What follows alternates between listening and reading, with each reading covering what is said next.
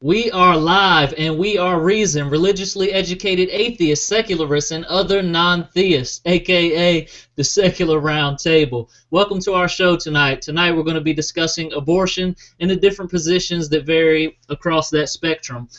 So first of all, I'd like to go ahead and give a warm welcome to Albany Rose and Brandy Warman, our guests here tonight. We hope that you guys check them out. Check out their social media, share it. Don't forget to follow Dieter Lucum, the Godless Engineer, and the Prototype Atheist. You can find me at GodWorksOut on Twitter and on Instagram. You can also find our blog over at thesecularroundtable.com and stay up to date with everything that Reason is doing. If you are one of those special people who like to contribute monetarily, we have a Patreon page, patreon.com/reason. Go over there and check that out. And also, guys, if you like receiving monthly subscription boxes, don't forget to head over to atheismbox.com. It's the very first atheist box designed specifically for you. Yes, you dirty rascal heathen, you. And they're all about promoting positivity and the understanding of science without bashing and trashing any religion. And that's something that I can stand behind, and I hope that you can too. So without further ado, let's go ahead and nail these introductions so we can get into the very important topic tonight.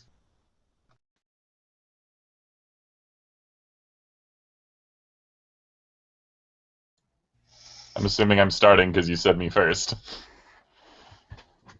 I'm Dieter Lucum. I debunk things on the internet and things that exist outside the internet, but on the internet. My hair is fantastic, and I really have nothing else to say. You can follow me on my Facebook, on my Twitter, and on my YouTube. I'm also doing a random expansion to several other accounts, so stay up tuned to that. And before I continue embarrassing myself, let's go to somebody else. I am the Godless Engineer, and tonight I have unliked Jesus. Not that I liked him in the least bit before, but I'm stating it with my shirt now. So I'm the Godless Engineer. You can find me on Facebook. Just type in Godless Engineering, and you'll be able to find me. I'm also on Twitter and YouTube and Instagram and all those lovely places. On YouTube, I have a series for Did Jesus Exist and Logical Fallacies. Of course, my other random postings that I do on there. So I'm pretty active on my YouTube account, so please do subscribe and just wait for the awesomeness. Next.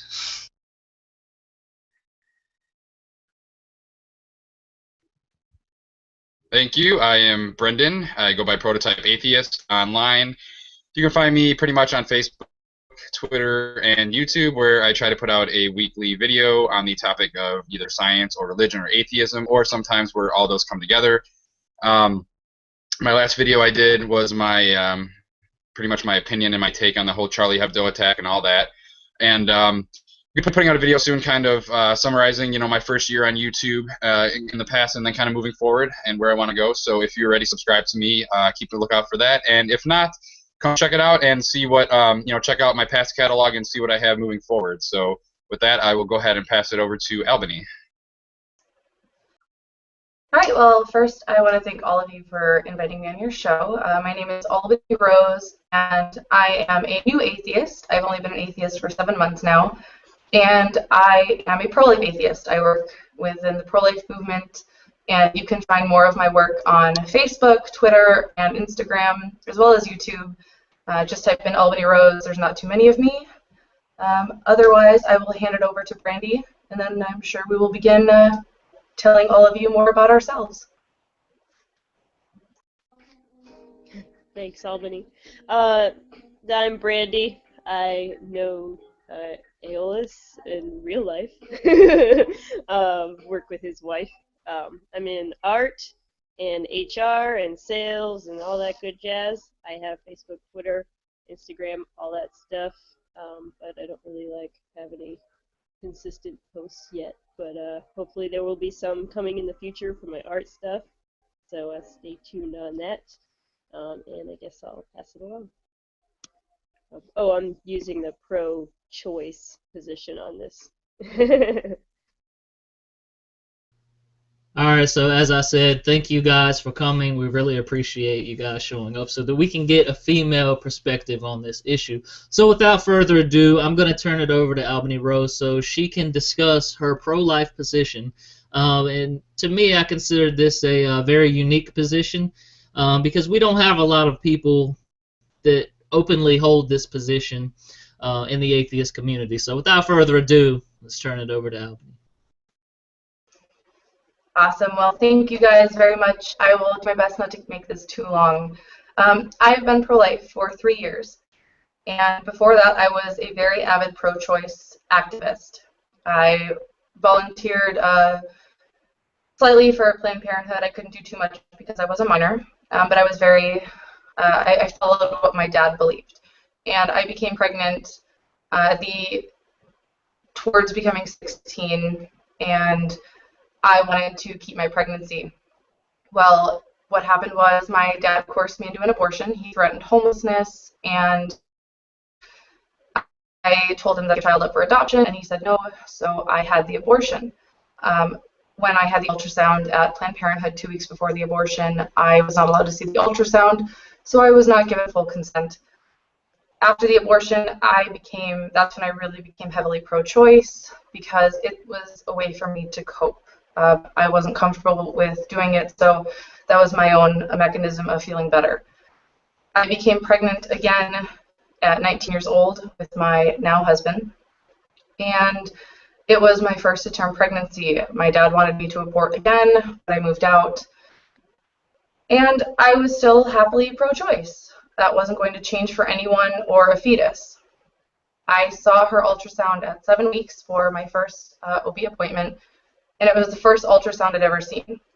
I could see her heartbeat, I could see the little head and nubs for arms and legs moving, and that really got me thinking. I had never really expanded on my pro-choice views. I just heard what people said, my body, my choice, and that sounded great to me. Wouldn't that sound good too? Months passed, and I tried really hard to stay pro-choice. I didn't think that what was inside me was valuable or worth anything. And when I began to feel her move, that's when everything really hit home. I went into severe depression. It brought back the issues from my own abortion. I became suicidal, and it was very difficult for me. And before I gave birth, I really had to sit down with myself, and I had to evaluate, what do I believe? And I did. I went through the steps, and of course, these are not popular, especially in the pro-choice movement. But I went from 100% pro-choice, and I would even consider myself pro-abortion. I never use that term towards other people. I'm simply using it towards where I was. I believed certain people should have been forced, and that was probably my own issue with being forced into my abortion. And then I went to if you had sex willingly and got pregnant, you needed to keep the baby, but I had exceptions. I supported Planned Parenthood. And then I became no exceptions pro-life outside of something like an ectopic pregnancy, which I still am. I very much believe the mother's life needs to be taken into consideration. And then after about a month, I became no exceptions pro-life, or what people would call no exceptions pro-life. And I have been that for 3 years. I have 3 children now. I have been with my husband for 4 years, and it's been a very interesting ride. What I do in the pro-life movement, however, is I'm not here to make abortion illegal tomorrow. And while most people, if they could hit a button and make abortion illegal, they would do it, that's not me, because I don't believe we as a society are ready. We are not taking care of women and children that are already here enough. And I am much more pro-bridge building. We need to find common ground. We need to work together. We need to help people. And I have made so many beautiful pro-choice friends because of that I love working with. And in many ways, I'm not accepted in a lot of pro-life communities. Being an atheist in the pro-life community has actually been very difficult. In fact, I've been accepted more within the pro-choice community as a pro-life atheist. But that is my stance. That's a bit of my story. And my goal as a pro-lifer is to work together, because at the end of the day, yes, we agree on the legality of abortion. We all can agree that we want what's best for women and children that are already here that need to be taken care of, education for birth control, get rid of abstinence-only education, and be pro-person, not just pro-woman, pro-child, but be pro-human. So thank you very much.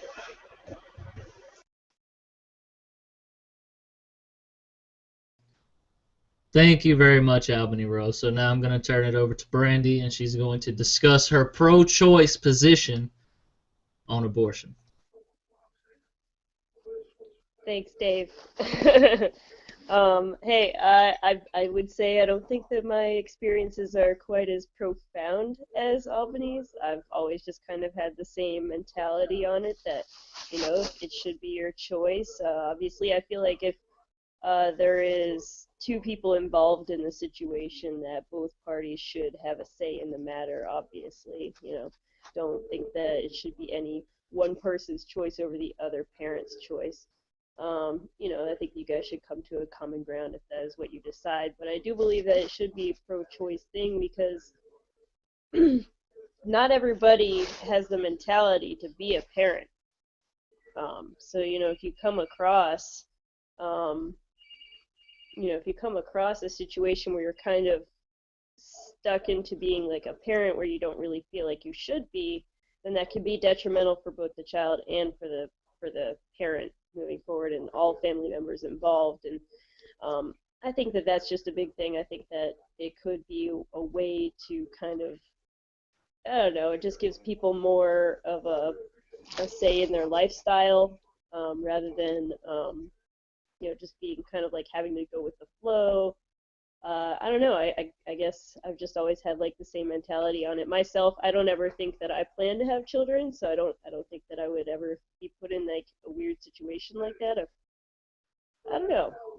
I kind of coming across as like someone who's not as knowledgeable on the subject, but it's just the way that I've always felt. So that's about it for me.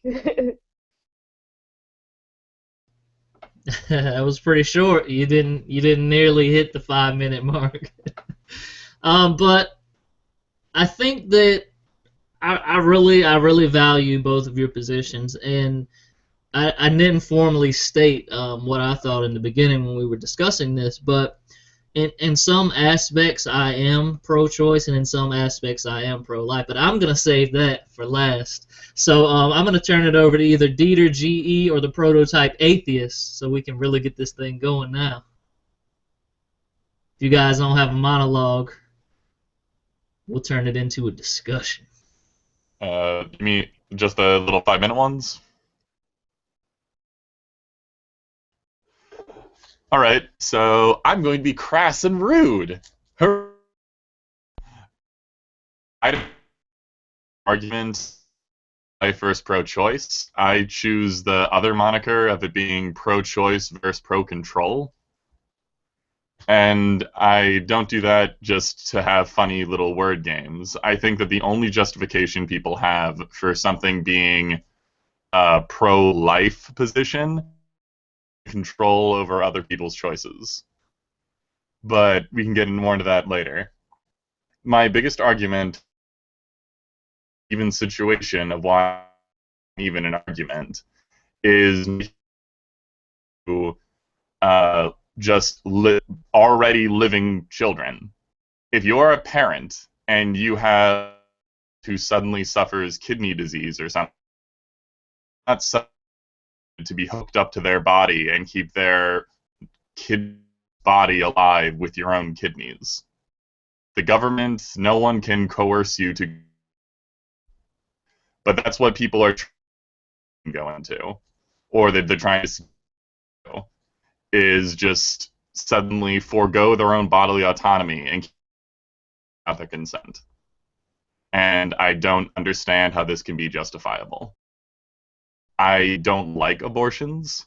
I would love to live in a world where they're not necessary at all, with people having spectacular access to contraception and have unbelievably good decision-making skills. But we don't live in that world, and I don't know if we...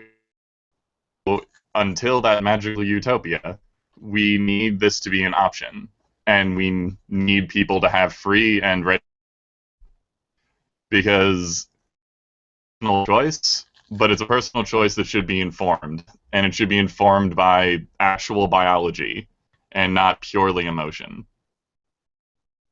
And unfortunately, that seems to be what a lot of the pro-life utilizes, is a lot of emotional pulls, a lot of misinformation, and I'm tired of it.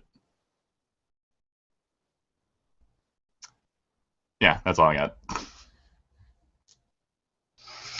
All right, I'll go next in this. I actually have a pretty substantial base of an opinion on the whole abortion aspect, because Peter, I was thinking while you were talking actually, and I'm like, God, I got a lot of shit that goes through my mind,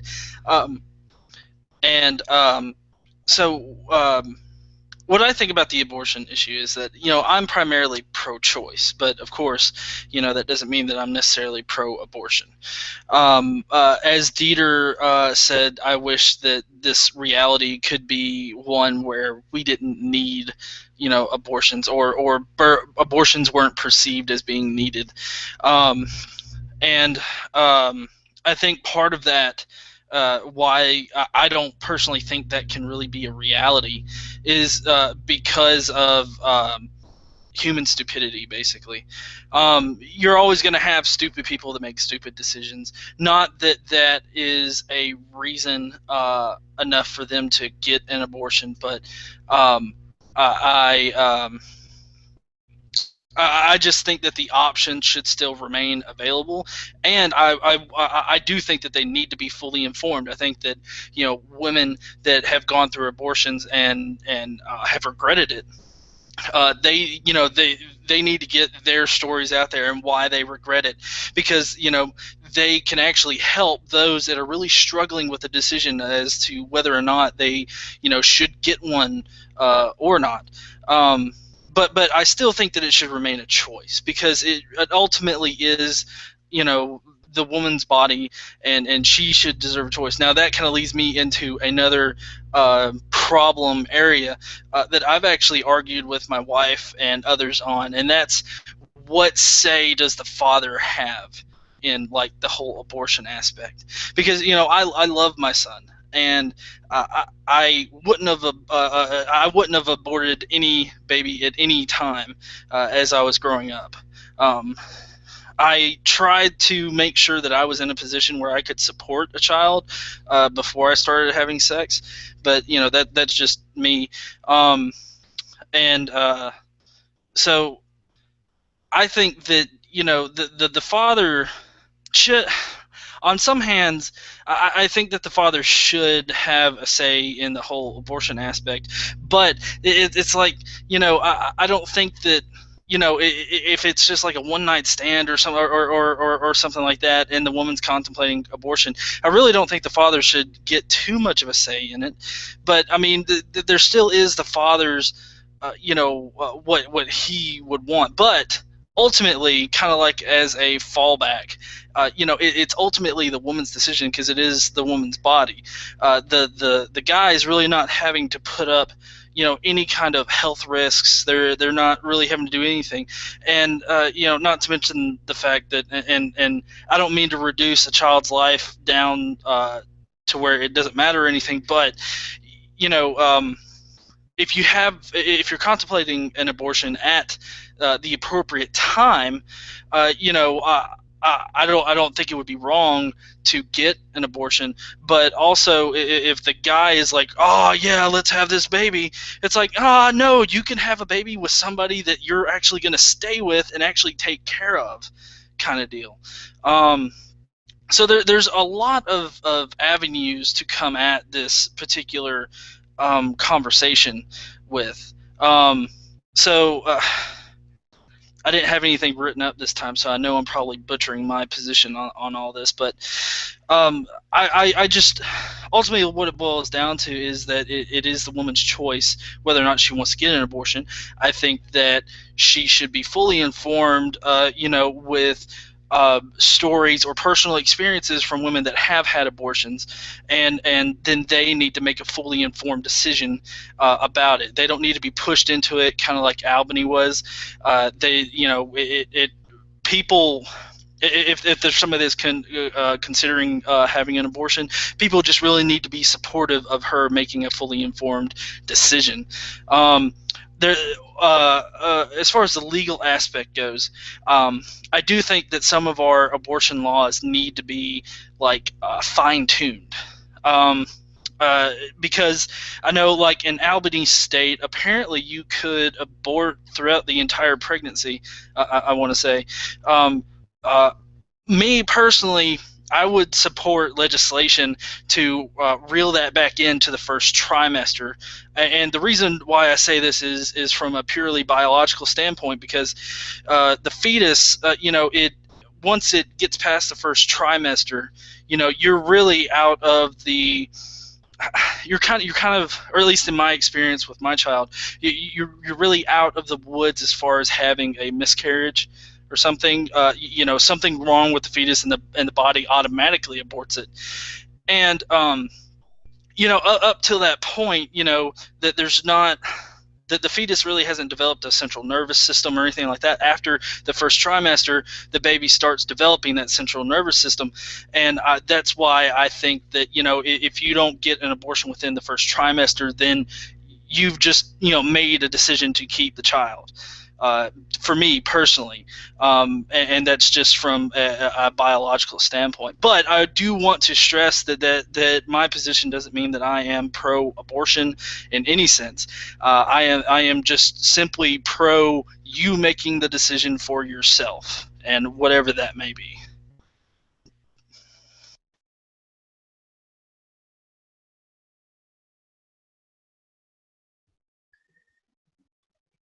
All right. If I had to pick a position for myself, since we always create these kind of dichotomies, of course, I would say I'm pro-choice. And it's interesting because I did make videos about this subject in the past. It's really easy to kind of address the religious argument against abortion, and I did a video on that called "All Zygotes Go to Heaven." It's kind of self-explanatory, but there may be a little more to it. So, but in this case, addressing kind of a secular pro-life argument is a little bit different, because you have to kind of put all those things aside and kind of get down to the real argument, And so the reason that I'm pro-choice is because I think that it should be a woman's decision to decide what to do with her body, period.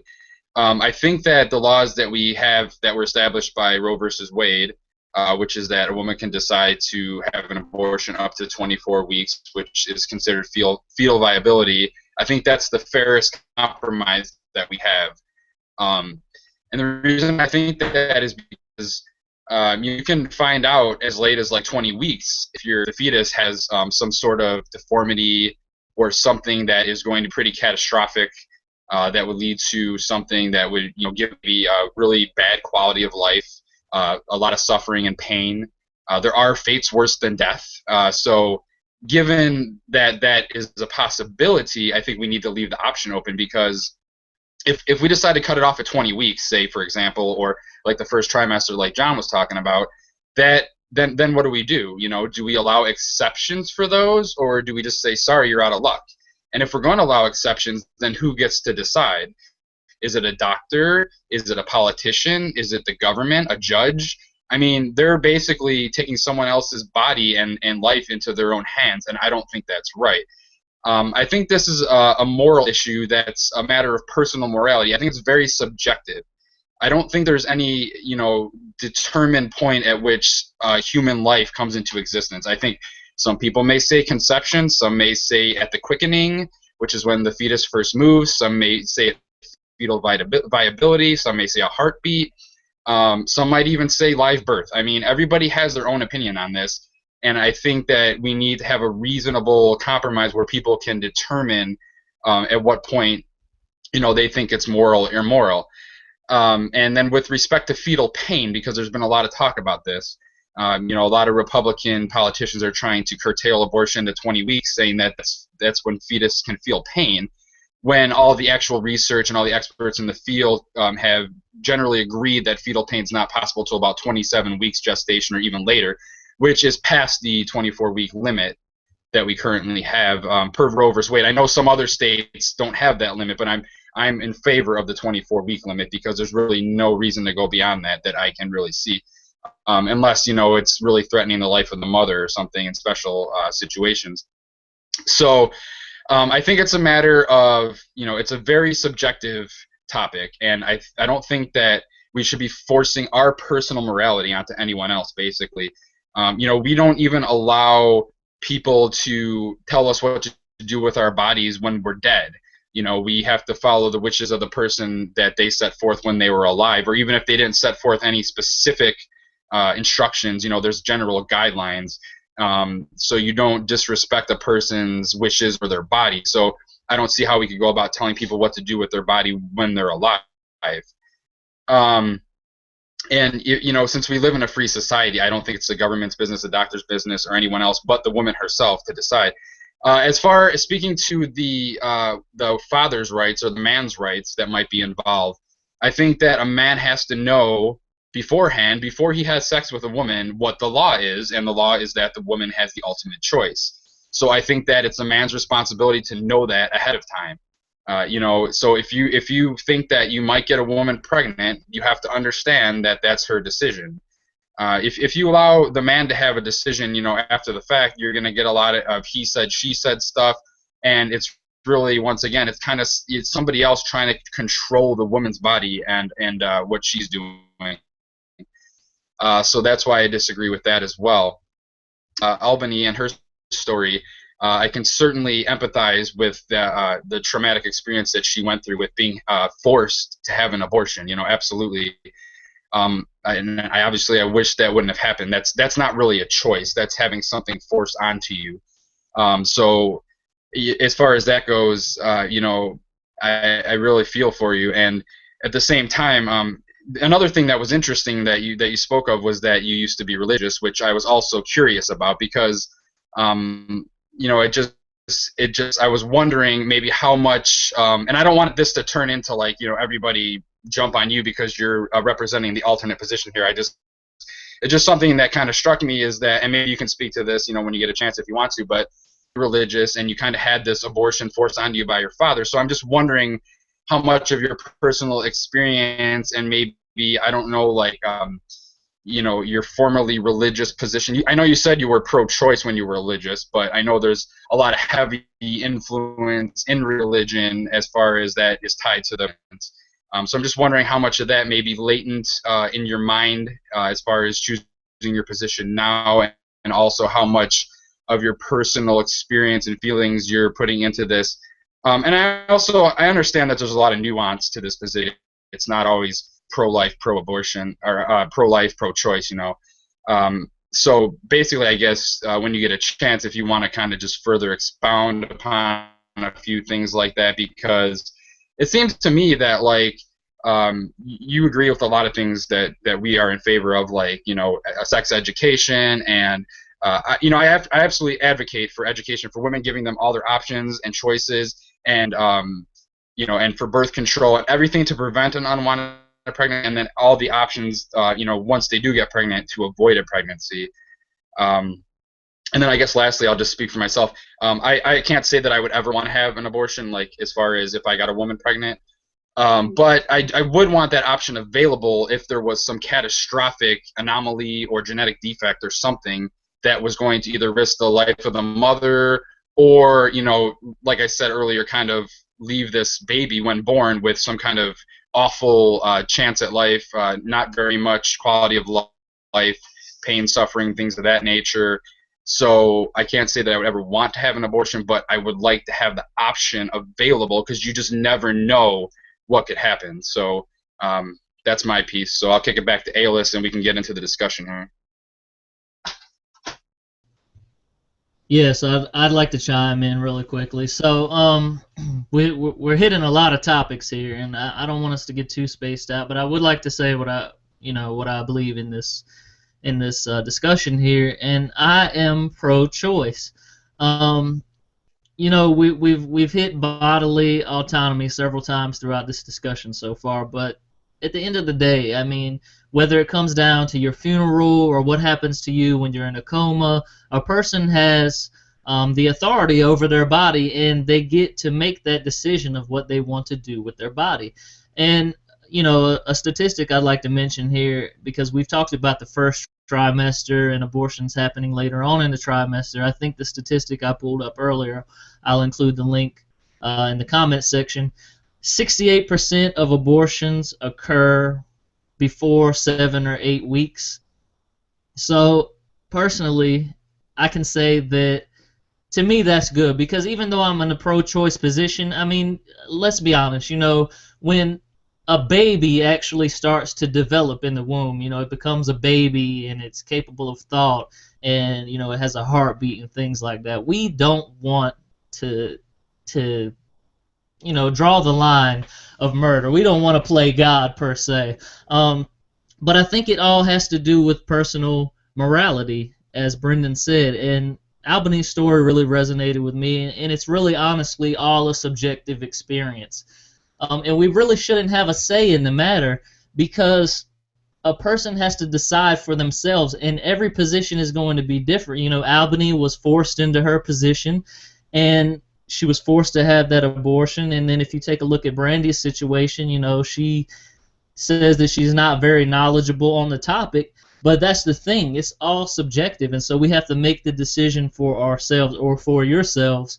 And Dieter mentions that we need to take a look at the biological standpoint, and that we shouldn't get emotions involved and things like that. But when you start talking about children and being a man, because you know, the original members of Reason here are males, we can't really identify with the emotional aspect of carrying a child inside you. We can think about it all day long, but we can never actually experience that for ourselves, so we don't know what that's like.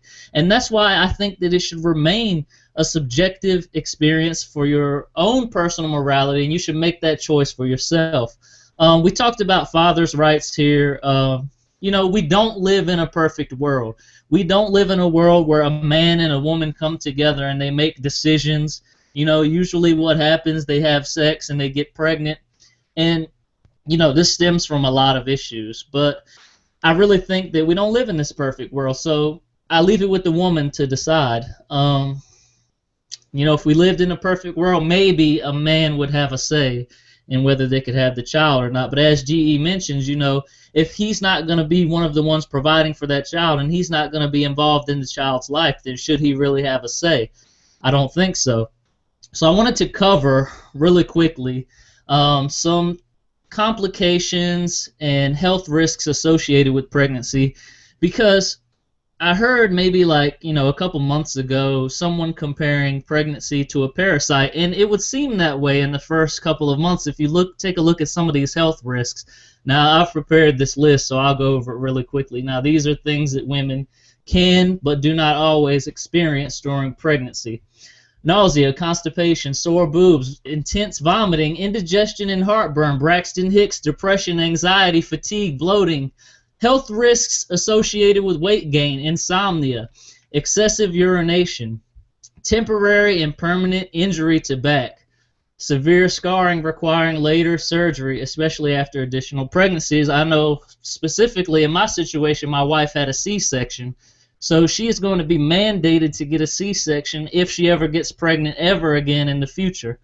Dropped prolapsed uterus, especially after additional pregnancies, and other pelvic floor weaknesses, and 11% of women that are pregnant experience this. Pre-eclampsia and eclampsia, or convulsions and coma during pregnancy or labor, which also comes with a high risk of death.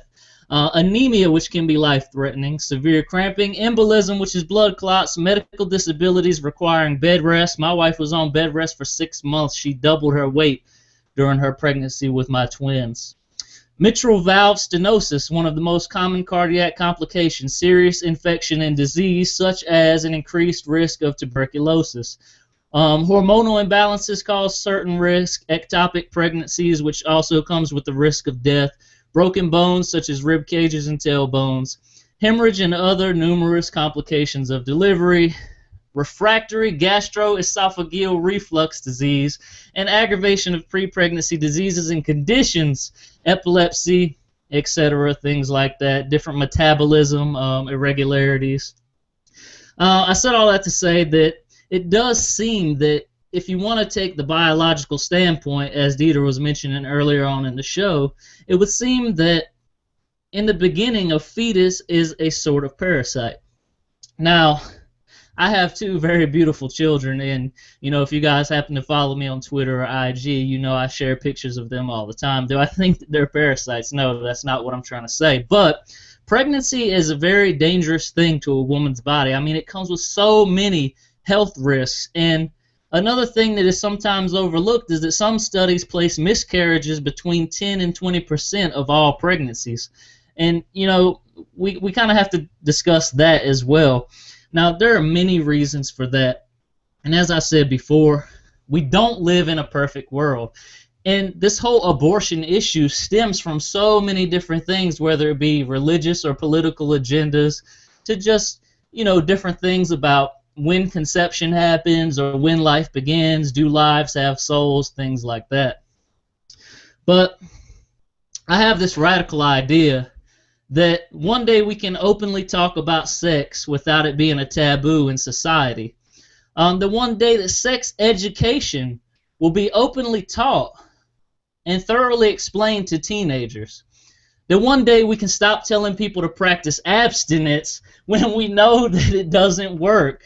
That one day we will stop pretending that sex is only for reproduction and really realize that sex can be for pleasure. That one day condoms will be accepted worldwide as protection from STDs, and birth control be accepted as a form of birth control. That one day a woman and a man both have a say in if they want a child. That's the perfect world, but I have this radical idea that one day it could be like that. That one day there will be no children in orphanages, no single-parent homes, and no homeless children, and any pro-life position, I believe, should contain at least those three aspirations. And that one day we will never force a person to have a child just because they are pregnant. They may not be ready.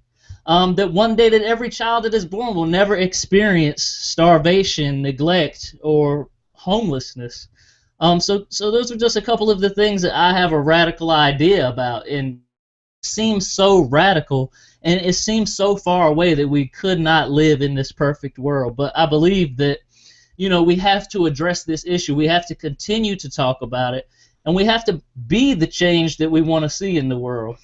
You guys know that quote. So with those things being said, I really want to turn it back over to Albany here, because she does have one of the odd man out positions here in this discussion. And I want to turn it over to her, since we didn't really do that in between each of the monologues, so she can really kind of address a lot of the things that we've brought up in this discussion. So, Albany. Yeah, I really wish I would have brought like a notepad or had windows open, because I have so much to address and it's just all jumbled. First, I actually want to say I don't think it's a radical idea that we could live in a perfect or close to perfect world. I don't think it'll ever happen. But the thing is we have the capacity to make it that way. It just, selfishness and human wants get in the way of human needs. But that's really where my position, and I will address every question or thought, but that's really where my position comes in. Yes, I'm pro-life. Yes, I hate abortion. Yes, I want it to be illegal. But there is so much more to that. And that's where I differ in the pro-life community. While I still hold their viewpoints, we have so much to fix before that could ever happen. All right, so there's so much to address. First, I am going to address something that Prototype brought up, and that was, and I hope I kind of got this question right, like I said, they were curious on if my situation possibly affected how I feel now being pro-life, being forced into something and then maybe in a sense hating it, and so I'm kind of either rebelling or, and then being pro-choice and a Christian, now a pro-life atheist. Is that correct? hopefully. Yeah, no, I think that's pretty fair. Pretty much, I was just curious, as you know, I know you said you were pro-choice when you were a Christian, but I'm just wondering, you know, I don't know exactly your religious background, so I guess, you know, how much of the religious teachings or the religious leanings, you know, towards pro-life may be latent in your mind, or that maybe are just still lingering in there, having any effect, and then also obviously your personal experience, you know, because that's obviously a horrible thing that you were forced to go through. And that's kind of what I'm saying. You know, nobody should be forced to do something, whether it's having an abortion or not having an abortion. So you being forced by your father to have an abortion is a terrible thing, and that's not having a choice. So, you know, obviously I'm not saying that you haven't considered your position, you haven't thought about it, anything like that. I'm just wondering, you know, how much maybe your emotions or maybe your past experience are affecting your current position. And I understand that you are very much in line with a lot of the pro-choice positions as far as like education and birth control and things like that, but you're still against people having the ability to have an abortion. So yeah, if you could just expound upon that. Okay, no, absolutely. Thank you for kind of clarifying. All right, so I'm going to take like 20 seconds and just say what my religious everything was. I was baptized Catholic. I was raised Christian Methodist. I was raised pro-life, but I was actually pro-choice. I kind of went back and forth. I would see little graphics on the internet when I was like 8 or 9 years old. And at the end of the day, I considered myself pro-choice at a very young age. I moved to Colorado when I was 13, and I've lived here ever since. Excuse me. And my father, my biological dad, he was pro-choice. So I was actually raised pro-choice for most of my adolescent life, where I was very easily influenced. So yeah, I would easily say I was pro-choice, but when I got pregnant, I couldn't imagine myself going through it. And I hear a lot of people saying that personally, like all of you, most of you said that, you know, if you got pregnant, you're not sure you could go through with it or support it, but if someone else did, that's their choice. I absolutely believe that me becoming pro-life in the beginning was an emotional, was because of emotion. There's no question. There was no logic. There was no science involved. I saw my daughter in her fetal developmental stage. I felt her move, and that was pure emotion. I absolutely admit that. What really came bringing me into where I am right now is kind of goes into the bodily autonomy. And I know that is the largest debate in this movement in the community. And to me, what it comes down to is there's two different spectrums.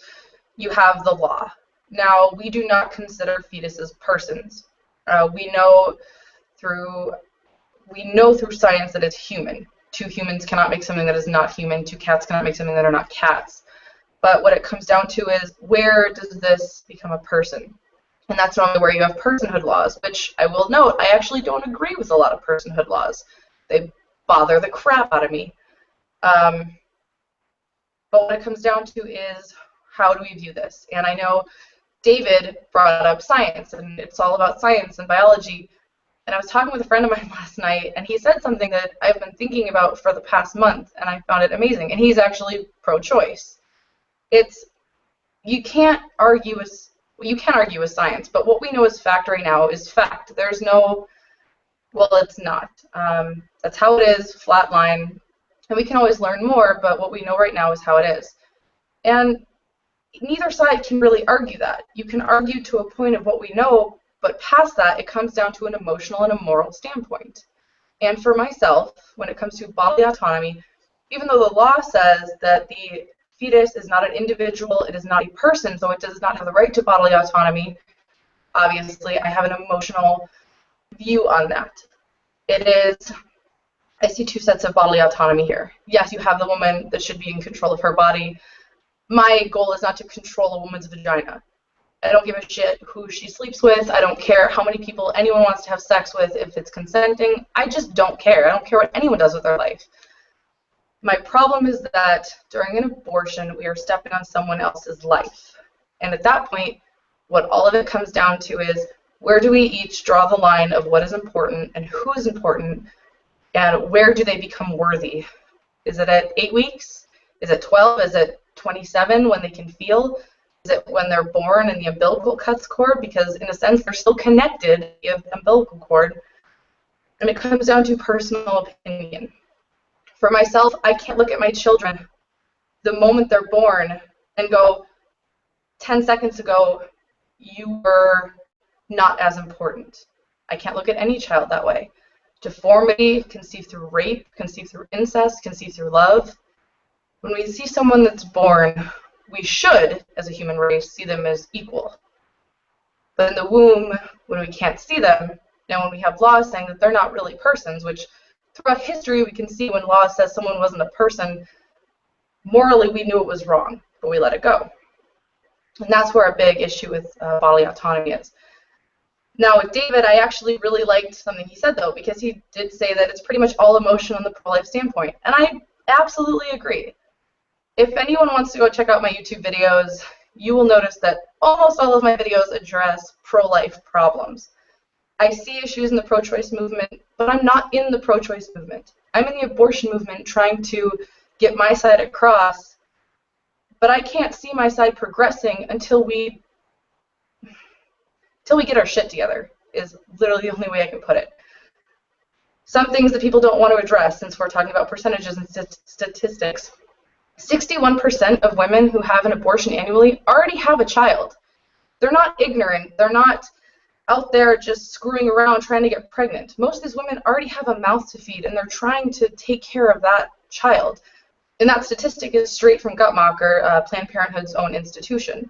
Most of the statistics I use are straight from a pro-choice side or the CDC, because to me those are the CDC especially is the really only logical and valid way to go about this.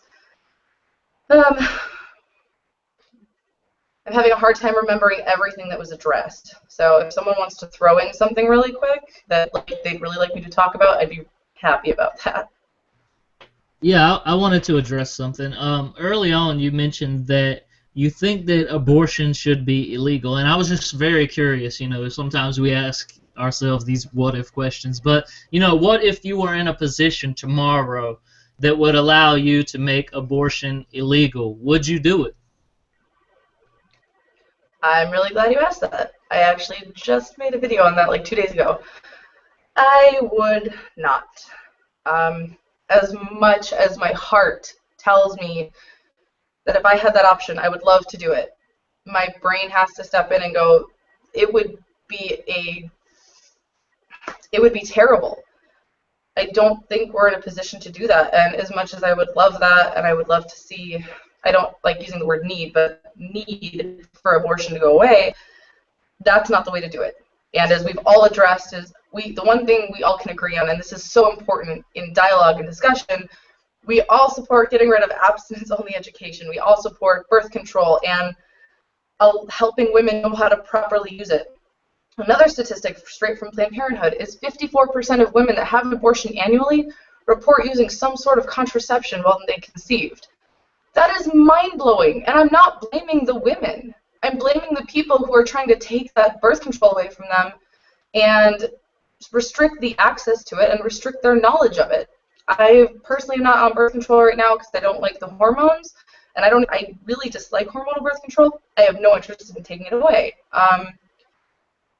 And I know for myself, when I went and I got birth control, I was pill for a month after my abortion, because when they sent me home, they gave me like a brown paper bag, a month's worth of the pill, and they sent me home until my 2-week checkup.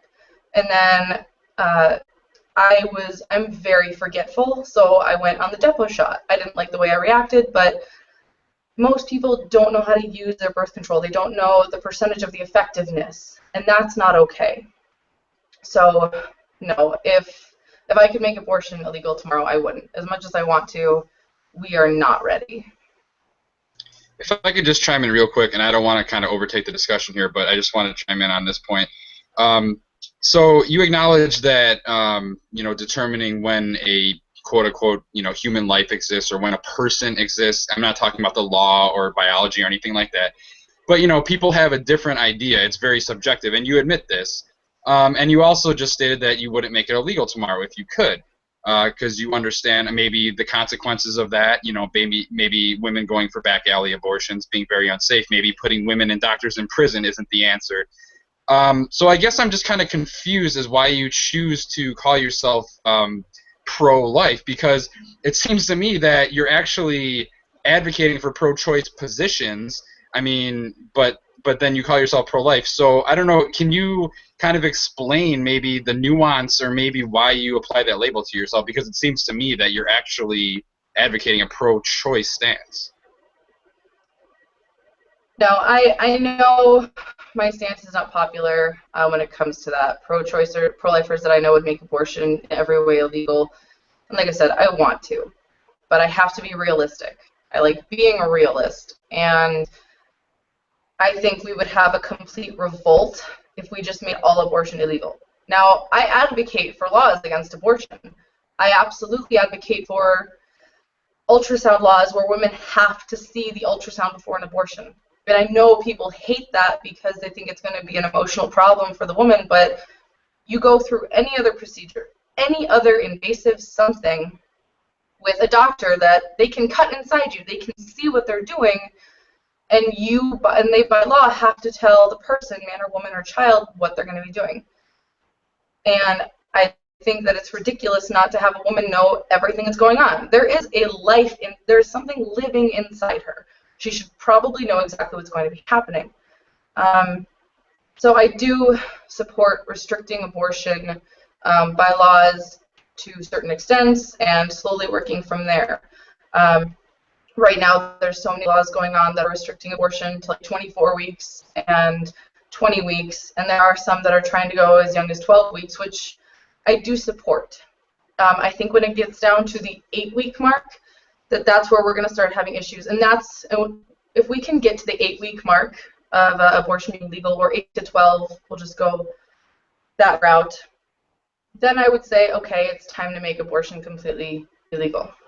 But until then, I think we need to better society. And I know it's not a popular stance, and I really hope I'm explaining myself right. It's just until we can help people be as responsible as possible, making abortion completely illegal tomorrow is just going to screw so much up, and it's going to make people mad, and people do very, very dangerous things when they're mad, and mob mentality is scary, and we live in a society where that would easily happen. We've seen Black Friday, what happens every year on Black Friday. Can you imagine making abortion illegal completely tomorrow?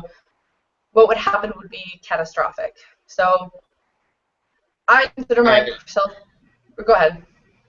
Yeah, okay, no, I I'm gonna let don't David. mean to interrupt here. I know Dieter wants to go, but I really want to get Brandy's position here. So no, Dieter, no, you cannot go yet. First Brandy, then Dieter.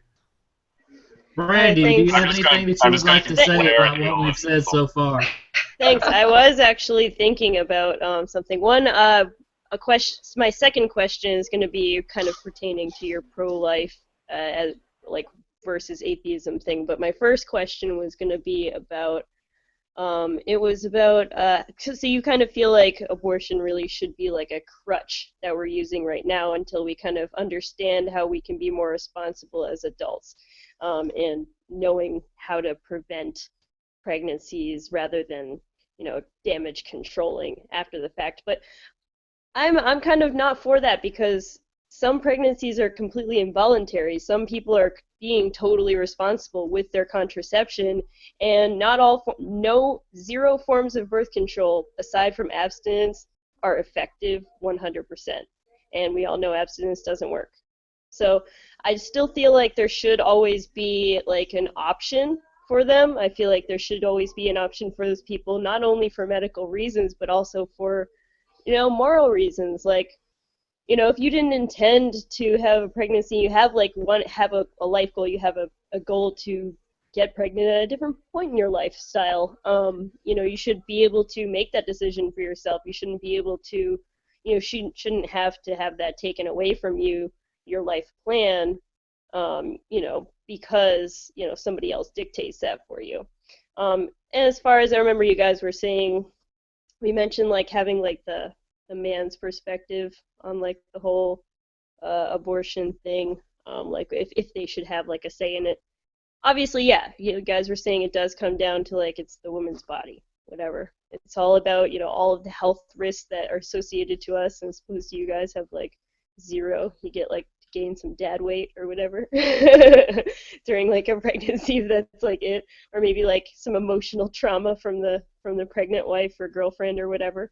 But then there's also it should be the woman's choice to have the father involved in it too, like if in the decision ultimately too. So if somebody decides that they want to, the father decides they don't want to be a part of, the child's life, obviously they've relinquished their rights as a parent. At that point, they shouldn't have a decision anymore. But, if somebody is there with you and they're in a partnership position, then obviously you should leave the partnership open. You've already got a bridge there. If somebody wants to be taking care of you and wants to be involved in everything, you should let them have a say in it. And that's the woman's choice to let the man have a say in it. But I don't think that the law should dictate that as well, though. But so my second question for Albany was how does being atheist affect your pro-life situation? Because you seem to mention like your personal your personal road and your path that your journey that you've taken to bring you to the point to where you are emotionally and mentally. But how do you feel that you're treated differently for being atheist as a pro-life person? Like, how does that affect people's vision of you? Because we haven't really even mentioned religion in here at all for like the past like 20 minutes or so.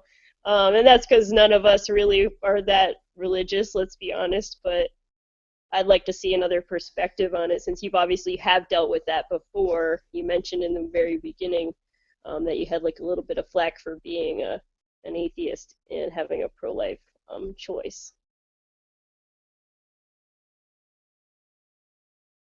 Yeah, Albany, you can go ahead and address what Brandy had to say. Dieter is on hold because, as I mentioned in the beginning, we do this every week. So, okay, they're probably getting tired of us, so go ahead. Okay, I will address the second. I will address the second and then the first. So, really quick, as I said, I've been an atheist for 7 months. And basically what it came down to was I've always, okay, this is going to be terrible, but I've always wanted to, like, call out this pro-life organization, and I've never been able to. Now I can. So there's an organization called Abolish Human Abortion, and you guys may have heard of them, AHA, and if you haven't, go look at them and just laugh your ass off. So they don't consider themselves pro-life. They are abolitionists, and they are all about saving the soul. They could give a shit less about the mom or baby in the long run. They just want to save the souls. And people like them would come onto my page when I came out as an atheist, and it was really difficult because basically you can't be pro-life if you're an atheist. You can't be a good person if you're an atheist. You can't be moral, and I know we've all heard that. And even without them shoving that down my throat, people just can't understand, and people don't want to accept me. I love working with pro-LGBT rights. I'm pansexual. I've been pansexual ever since I was a kid. It's just who I am. And I'm incredibly open about that because I feel like there's so many things that people aren't open about anymore, like being gay. It's still shunned when it shouldn't be. And I know it's a topic for another time, but even just that, even when I was open about being pro-gay and I believed in God and was pro-life, people had a hard time wanting to fight alongside me, even though it has nothing to do with abortion. So when I became an atheist, it was difficult. It's getting better now. I actually have a speaking engagement the 20th to the 22nd for the DC March for Life. It's my first year going. And I'm going to speak as a pro-life atheist and pro-LGBT member, which is fantastic that people are starting to recognize that. But I've noticed I'm much more accepted in the pro-choice atheist community. And I think it's because I can be that moderate voice of, I don't agree with everything you agree with, but I think it helps to have a person sit down and listen to each other. You know, there's no judgment, there's no hatred, there's how can we help someone else, and when we finally disagree, we can break off at the different paths. And Brandy, would you please just repeat your very first question? I did forget, I'm sorry. The first question, I think it was more so about, it was about using abortion as like a crutch per se until later on when, the perfect world happens and things kind of line in the perfect arena to have abortion legalized. So what would you say your question is exactly? I'm sorry. Oh, it was just do you feel that abortion is more so of a crutch, or do you like it should be abolished entirely eventually? Okay, I gotcha. Okay, it's been an hour, so I don't know how long you guys run this, and I don't want to be the only one talking, of course, but okay, so I view every zygote, every embryo, every fetus, every newborn as a human, as a person that is worthy. I view them all as equal. So however someone is conceived, whatever deformity they might have, I believe they should have a choice. Now, I actually do want to say this because I know it wasn't really addressed, but I feel like I should mention it. Let's say a woman needs chemo. She's pregnant and she needs chemo or she could die.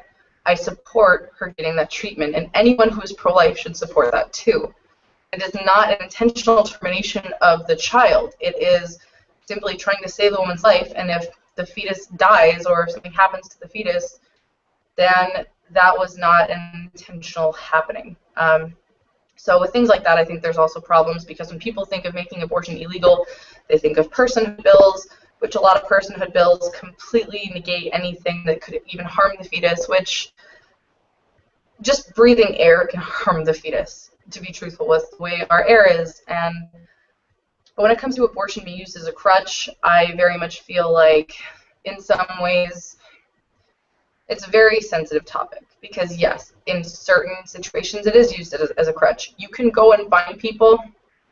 There's a community of women who get pregnant on the same day every year, or they at least attempt to, and then go have an abortion. It's like this addiction. Things like that I absolutely want to get rid of in a heartbeat. But I think we need to work on more of the, like we talked about earlier, past 24 weeks we need to completely get rid of, and then to 20 weeks, and then slowly work from there. And I know things like the rape and incest exception are really difficult for people to talk about. It's very emotional, so it can be difficult to talk about people. But I tend not to want to say abortion is a crutch, because most women that have an abortion, I would say, don't want it, no matter how pro-choice they are. No one wants to go and do a surgery or have something happen to them that's invasive.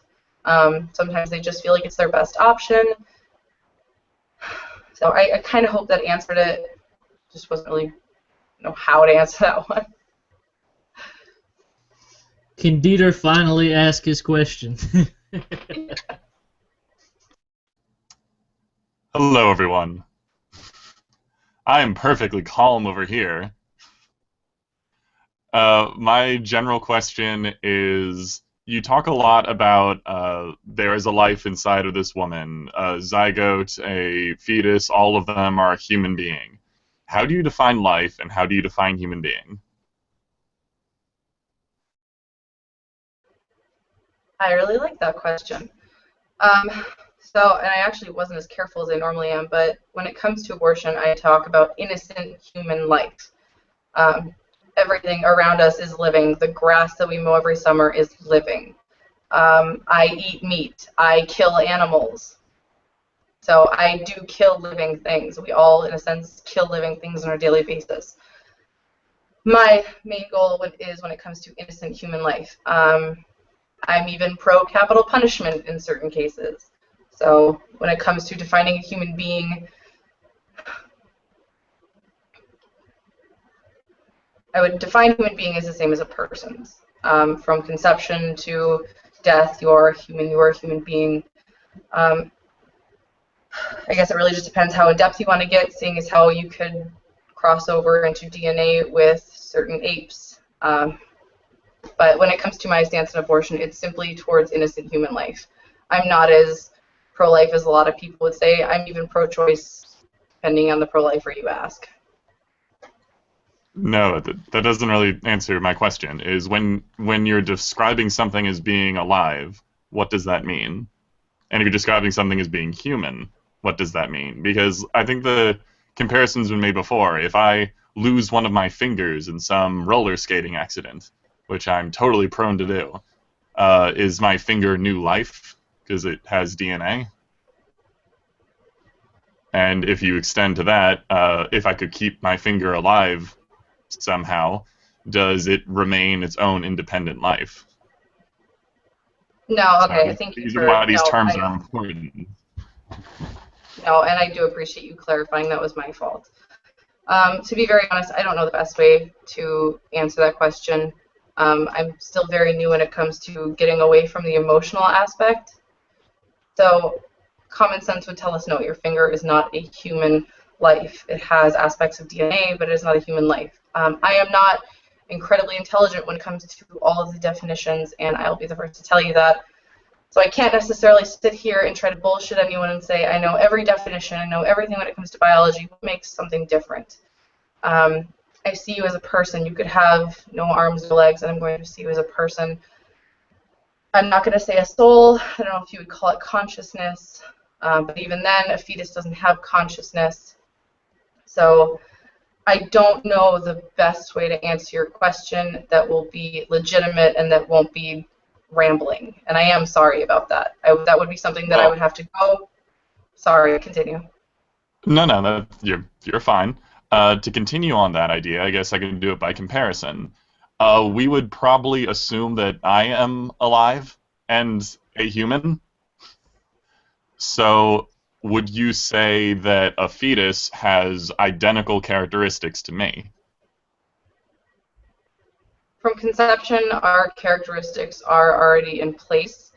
But I would say that when it comes to being aware, no. You can tell what emotions are. You can tell what feelings are. You can feel. A new fetus can't do any of that.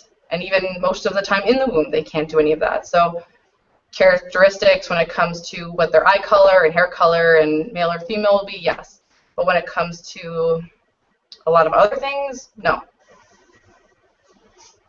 So this is kind of like what I'm getting here is that you are basically sort of along the lines pro-choice, but in the specific emotional aspect of an abortion, you tend to be very pro-life, and I take it that you would be more, I guess, apt to have a woman consider the implications of an abortion and what she's really missing out on, because a child is a beautiful thing, but we know that, as what Dieter is trying to get at there, is that a fetus is not life as we define it. It's really a child. It's what the fetus becomes. It becomes a child. So I mean, I feel like in many aspects of what you've said here tonight, I can really agree with you, and I really respect that you don't necessarily answer the question the way Dieter wants you to, because you have children, you're a mom, you know what it's like to grow a child inside of you, and you're coming on to our show. We have an engineer here, we have Prototype Atheist, who is a molecular biologist, and then Dieter, who does random research in labs. I don't know what he actually does. He's like the reject here of reason. I'm sure he'll own up to that one very well. But hey, I've been published, damn it. See, he's been published in some lab somewhere. But the thing is, though, you've come onto a show where people are very technical, and most people here have some sort of scientific background, with the exception being me here. So I really feel like I can identify with you in the fact that in many aspects you are actually pro-choice, even though you would advocate for a pro-life position.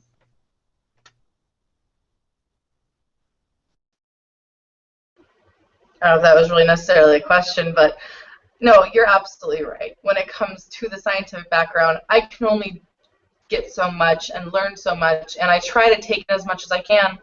And as we all know, when it comes to researching, I feel like there's a point that the internet it becomes jumbled. I absolutely hate using pro-life anything to prove a stance or show my stance because it's not legitimate in many cases. Like you have hell, I'll take the graphic images. I'm actually against graphic images. I don't support them. If someone wants to see one or is curious what an abortion is or does, you can go online and watch a live abortion. But I only feel like they should be shown if someone is prepared. And I have, I'm glad he agrees, and I'm assuming you all agree. That is such an emotional roller coaster, and it's wrong. I mean, I know women who are pro-life and have had miscarriages, and they just break. But no, I don't have a scientific background like most of you do, and I think that is amazing, and I love hearing more about that. I am someone who, as I swore I'd never be an atheist. I swore I could never stop believing in God, unless one of my children died, and it was some catastrophic thing. I could never not believe in the Holy Lord. And now I'm like, oh, fuck that. But I think it's fascinating, it's amazing, and I could be pro-choice. I have to examine all the time on why I hold this stance, and unless I'm open to becoming pro-choice, I feel like there's no reason for me to even be in this movement, because if you're not open to changing, then what's the point of discussion? What's the point of having an open mind? But I think it's amazing, all of your backgrounds. And yes, I am much more ignorant when it comes to that, and I will admit that, of course, I have an emotional stance, and of course, because of my own abortion, I will always have an emotional viewpoint. But that's why I'm really glad to be here. Even though I'm the only pro-lifer out of 6 people, this is an amazing experience for me, because every time I have this, whether it's one person or 5 other people, it makes me have to reevaluate my stance. Where am I, and why do I believe that? Now, if GE or the Prototype Atheist or Brandy have anything to say, I'd like them to say something here, but since we're having a really great discussion here, and there's so many questions being asked on social media, I kind of want to skip the Hypocrite of the Week, so sorry everyone, we're skipping that this week because the discussion is getting really good, and I have a lot of questions posed for Albany and Brandy. Prototype is mad. He wants to ask something. Yeah, the one thing before we started, you're making it extremely hard to be angry with you. It is. Look really how really forgiving and unjudging she is. No, it's like, I really appreciate your openness to information and other people's opinions. That is tremendously respectable. Thank you. I think it's I'm really not angry. I actually want to let GE get a word in here, but since you brought me into it again, I just really quickly want to address something. So you say that, let me see here. Okay, so you say you want to reduce, the opportunity to have an abortion down to like 16 weeks and 12 weeks, and then you say, I think, down to 8 weeks, but you don't want to go any further than that. I just want to know how you find it morally justified to tell women that they can't have an abortion past 8 or 12 weeks if they find out some information about the fetus, like, it has some horrific genetic anomaly, which won't lead to a spontaneous or natural abortion, but will, it will allow the fetus to be fully born, but then have a really reduced quality of life, maybe a lot of pain, a lot of suffering, really expensive medical bills. And I know that's not the best justification for having an abortion, but, it's a reality. If parents can't afford that, then it's something they have to consider. So I want to kind of justify your moral stance on like kind of forcing that onto people. And then also kind of a hypothetical situation that I often present to people when they claim that, a zygote or a fetus has the same worth as a fully born human, is like, say you were in like an IVF clinic and you had a small child with you and a fire broke out. Now you had the opportunity to either carry this child out with you and save them from the fire, or there's a cryo chamber next to you filled with hundreds of viable embryos that you could wheel out with you. Now, which one are you going to decide to do? Now, if you claim that they are both of equal value, you should take out the cryo chamber, but I don't think that's what you're going to do. So if you could just address that. I'm sorry for laughing. I literally cannot keep it together when I hear that copy and paste debate. all the time, all over social media and all over the internet. I have been hearing that for the last year, and it is very... Okay, I'll just get to that one first. Yes, I view them equally. I am also a realist when it comes to survival and what has a better chance of living. And I am... Like, you can even go to the simple one of someone's holding an embryo or something in a petri dish and you're holding a live baby. Who are you going to save? And if they're equal, you have to, you'll never be able to choose, which is crap. I would choose the newborn. I will choose the one that has the more likelihood to survive. It's no different than my viewpoint on an ectopic pregnancy. I hate the thought that someone would have to terminate possibly a wanted embryo, but the mom is going to survive, and if the pregnancy continues, chances are they're both going to die. Personally, I don't think that makes me less pro-life. It makes me a humanist. It makes me realize that I'm going to save the one that can feel pain right now. I'm going to save the one that has a better chance of living. But I actually think there might have been miscommunication. I do support making abortion illegal completely. I just think there are steps, and I think by the time we get to 8 weeks, that's when I would start pushing for more, but I want to get to at least 8 to 12 weeks.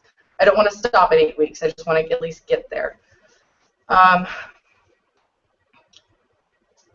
Okay, then on top of that, like, basically, how do you justify the moral position of forcing women to give birth to fetuses or babies that will have, horrible problems when they're eventually born because you are not going to allow them to have an abortion? I think that's a very valid question, and I was waiting for that one to come up tonight because that is next to the rape and incest. That's one of the most emotional. Excuse me. I have countless friends that were told that they were going to be born, or their children were going to be born with some terrible defect. They were going to die.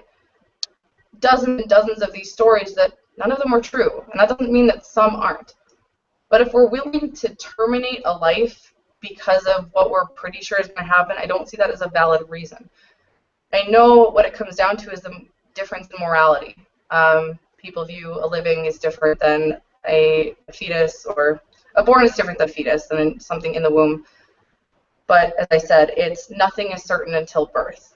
And I actually believe that, let's say we get abortion illegal at 20 weeks, and something happens and they don't want to terminate, but they're unsure, I would support inducing labor because abortion is safer in the first trimester than childbirth. People don't want to look at that, but the statistics are incredibly clear, and that's just the way it is. But after that, it's not. And I think when we get in the second, third trimester, we should go for, let's say there is some 99.9% chance that this child is going to die, and that's that. Well, an abortion is going to kill it no matter what. I would rather, let's say, induce abortion or have an emergency C-section and at least give the child a chance. And again, it really comes down to where you view morality, but I've seen way too many cases of things being wrong. My own son, who's 1.5 years old, they were sure he was going to be born with Down syndrome. Now, I think aborting because of Down syndrome is terrible. It's as bad as sex-selective abortions. Killing because of something so simple is ridiculous, but I had people asking me if I was going to abort because of that. And he doesn't. He's normal, what we would consider. So I hope that kind of answers your question, but I think that terminating on an if or a high chance but not a full percentage is silly. Brandy, and then GE.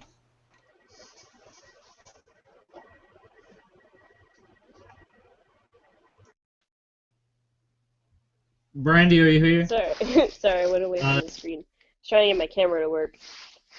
I think, this is tough. I think I find that it's interesting when you said that you would choose the life form that had the most ability to survive in the situation. I wanted to make a point on that most people in the pro-choice arena feel that maybe, like a fetus is not a human because they don't have the ability to survive on their own at that point. They're not a self-sustaining life form. At least that's where I see it. see it as. And, like we were saying, maybe like where the feelings come into play, and like the ability at that point to like, induce labor and maybe have a survival happen, that would be like where it would kind of transition into maybe being more of a person, for me at least. But I think that I thought that it was kind of commendable that you didn't trash any one way or the other. You just said, for you, that you felt that the life form that had the most ability to survive in the situation would be the one that you choose. So that, I mean, it's just like when you take an airplane, right? They say they say that you should put the mask on your own face first before you put it on your kid's face, because you have more of an ability to survive than they do, and you have thus more ability to help them survive if you are in a survival position. I don't know if that makes much sense, but it just kind of like related to me in a way.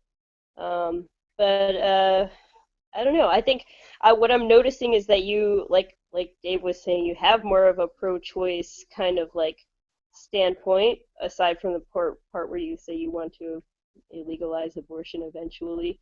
It seems like you take on a lot of the traits of a pro-choice person, but you just happen to choose life for yourself and for your family. But I mean, then you go back and forth saying that you do want to kind of like eventually have abortion be illegal, and I don't know. I couldn't get around that, because like I was saying, sometimes pregnancy is involuntary, even when you are being completely and 100% responsible, because no form of contraception is 100% accurate. But yeah, that's just me. So I don't know if anybody has questions, or move on.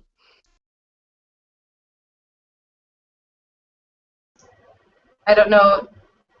Did you want me to address that, or do you want to ask the next question? Then I'll go from there. Can we get over to GE really quickly, because we haven't gotten back to him since his monologue there. Yeah. Well, no, actually, Albany, my question's kind of involved. So if you want to go ahead and address Brandy's question, I don't mind waiting. Oh, mine wasn't really more of a question, more of like kind of a statement. There is actually one thing I want to address. It'll be really short. She was just talking about self-sustaining life, and basically just, can it survive? And I know, again, this is emotional, and I really try to stay away from this, but I feel like we've gotten a lot out there, so it's, oh, and where'd she go? And a lot of this is kind of just going back to a personal perspective, so I do want to make that clear. There's no statistics behind this, it's just personal opinion. All of my children right now, if they were left alone in a room, they would all die if I couldn't be there to help them. They're where they're at, where they're supposed to be, and that is under my care. An embryo when conceived, or a zygote when conceived, an embryo, a fetus, they are all there naturally where they're supposed to be. They don't have that choice. They don't have that option to try to sustain themselves. They are literally the only person in that situation without any choice. And again, that gets into all the debates of who is more important. But when she was talking about God, I cannot say that word right now. Basically taking care of yourself. How far do we go with that? So that was just the mini thing I wanted to address.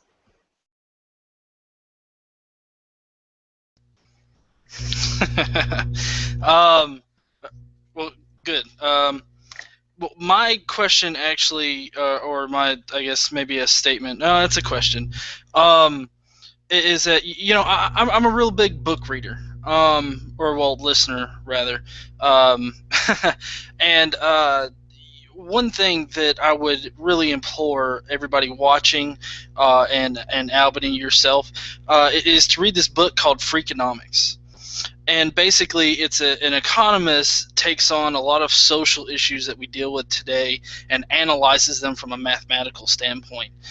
And one of the hypotheses put forth in the book actually covers abortion. And see, the problem was that, you know, going into the 90s, we had this like ever increasing crime rate.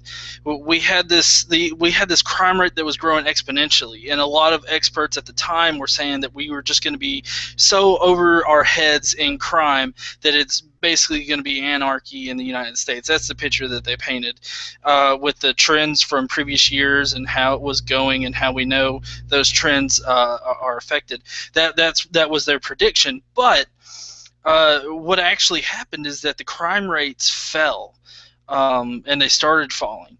And a lot of police agencies and whatnot were really citing like, oh, well, we're putting more people in jail and we're catching more people when they do bad things, and we're removing that element from our society. But the prisoning or the imprisonment rate or whatnot didn't really go up. Like it's not like there was better police work that was done or anything like that.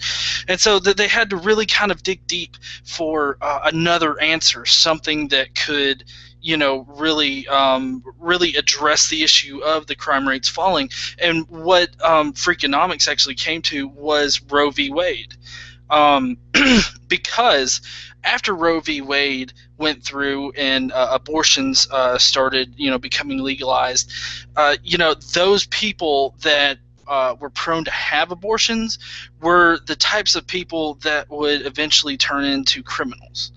And it's not because like it's just because of like their social bracket, their education, and whatnot, which kind of plays into some of your personal views, Albany, because there's like, you know, there's a lot of sexual education that really needs to be reformed in our country. Like people have been saying that, you know, abstinence only sex, you know, or abstinence only sex education doesn't work. And you know, I really side with Stephen Fry on this issue that, you know, abstinence is a very good birth control method, because I mean, if you don't have sex, then you're not going to get pregnant, right? So it does work, but it's not like a reality that you can really count on as far as it being a good pregnancy preventive measure or whatnot. So, like, just for instance, there was a guy that was trying to teach kids how to use a condom in Mississippi, and he used a sock, and he couldn't even reference like biological terms like penis and vagina and shit like that. And so there's just this really big taboo around the sexual education. And but getting back to my point, that in Freakonomics they came to the conclusion and produced this hypothesis that Roe v. Wade, the legalization of the legalization of abortion is what really counteracted the rising crime rates, because you know, those that would have been born due to the abortions were actually not born, and therefore they didn't grow up in these horrible households. They didn't grow up you know, with little to no parental guidance or whatnot. They just simply weren't in existence. And I'm kind of curious as to your thoughts on that hypothesis and how you just in general feel about that. That's a really hard one to even give a hypothesis on, because I don't like giving opinions unless I've really thought something over, and I feel like I would need to visually see the statistics or even the theory statistics on how that would work. But I know you online, so I will actually get back to you personally on that, because I wrote that down, and I actually am now interested in reading that book. So thank you. I get to go spend more money that I shouldn't spend. But no, I will get back to you on that, and I hope it's okay.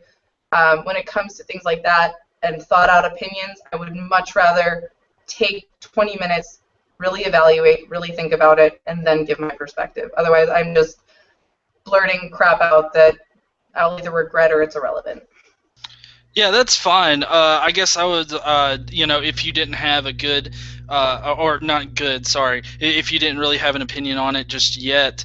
I think it's still something that I wanted people that are watching to kind of know about and maybe, pick up the book and read it and whatnot. Now, Dieter being the research master that he is, he's published and everything like that. He's brought some statistics up here. So we've got the pregnancy-associated mortality rate among women who deliver live neonates was 8.8 deaths per 100,000 live births. The mortality rate related to induced abortion was 0.6 deaths per 100,000 abortions. He also says a full 42% of women having abortions live under the poverty line, and another 27% have incomes within 200% of the poverty line. Taken together, 69% of women who have abortions are economically disadvantaged. Women under 20 now account for only 18% of abortions. Brandy or Albany, would you like to address those statistics? They're in the chat if you'd like to see those. No, I've been reading it, and Brandy, if it's okay with you, I just have something small to say. I have read those statistics before, and I think it's sad. And I think this is an amazing opportunity for pro-lifers to once again get their head out of their ass and realize we need to stop just focusing on the little tiny aspect that's abortion.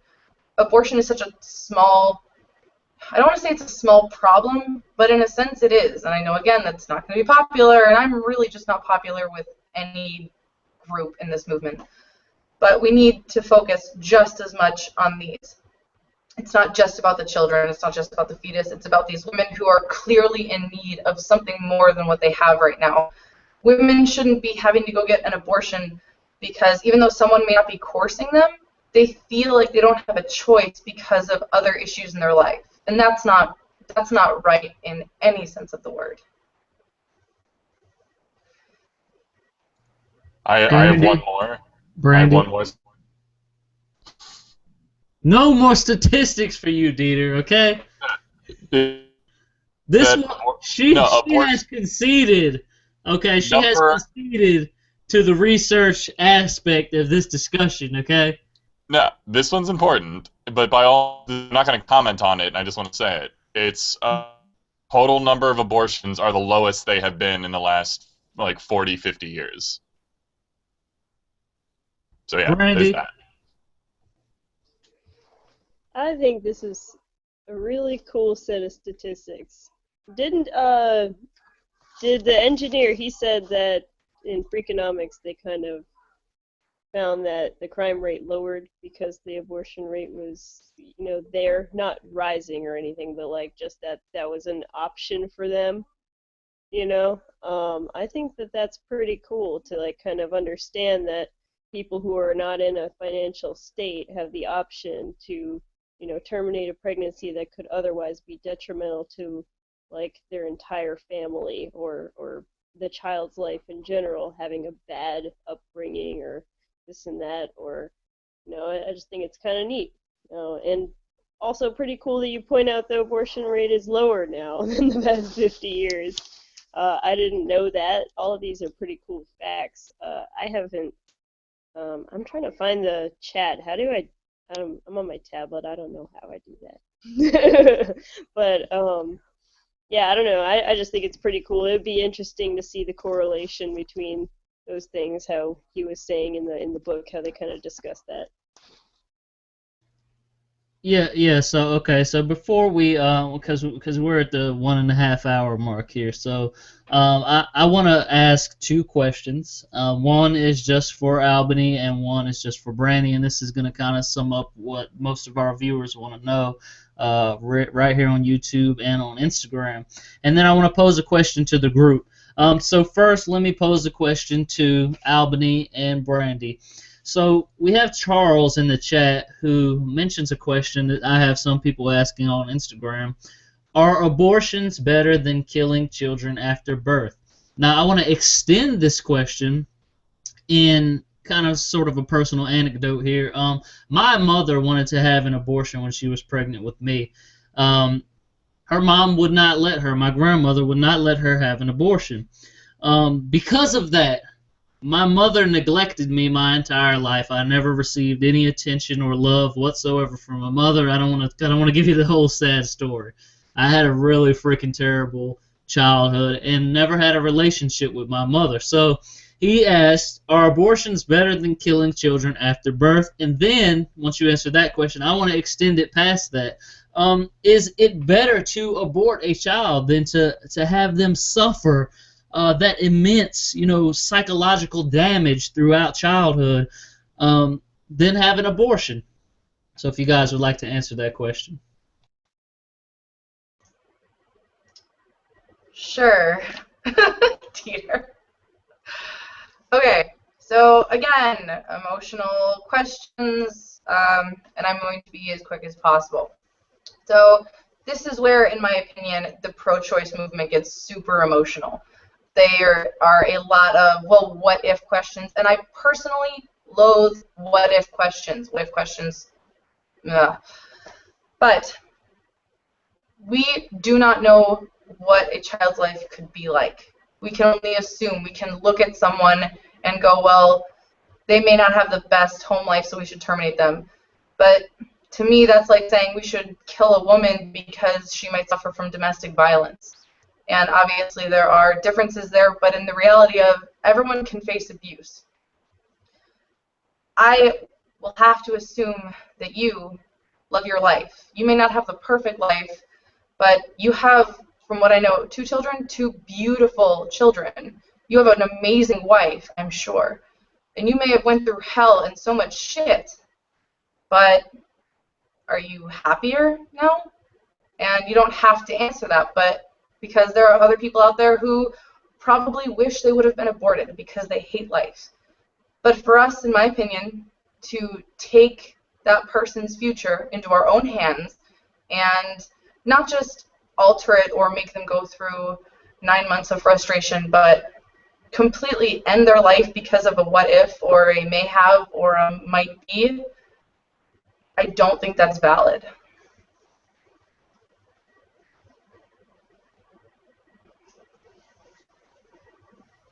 Brandy? All right. I think I have kind of like a similar situation with my upbringing of I was like never meant to be. I was like, my mom was told that she couldn't have children after her 3rd child, and I ended up being the 4th. And thus, obviously, like, there was a lot of bad upbringing coming there. So while I don't feel like it would have been necessary to abort so I don't have to go through that, horrible, struggle, I do feel like if she did do that, it would be her choice. But, I mean, it's pretty cool that she didn't do that. So I'm here. But, at the same time, I think it makes us who we are. I feel like all things in moderation, right? You don't want to, like, every single time that's, there's a bad situation arising, be like, no, just shut it down. But, like, if those things happen, it shapes who we are. We're all different people for those reasons. Kind of goes along the lines of, like, some people believe in destiny. Destiny happens, for those who believe in that, I guess. I don't really know my stance on that or whatever, but I believe we all kind of shape our own path and we all make our own choices. But I just feel like I don't think it's. I feel like if it was, I don't know. It's tough to say.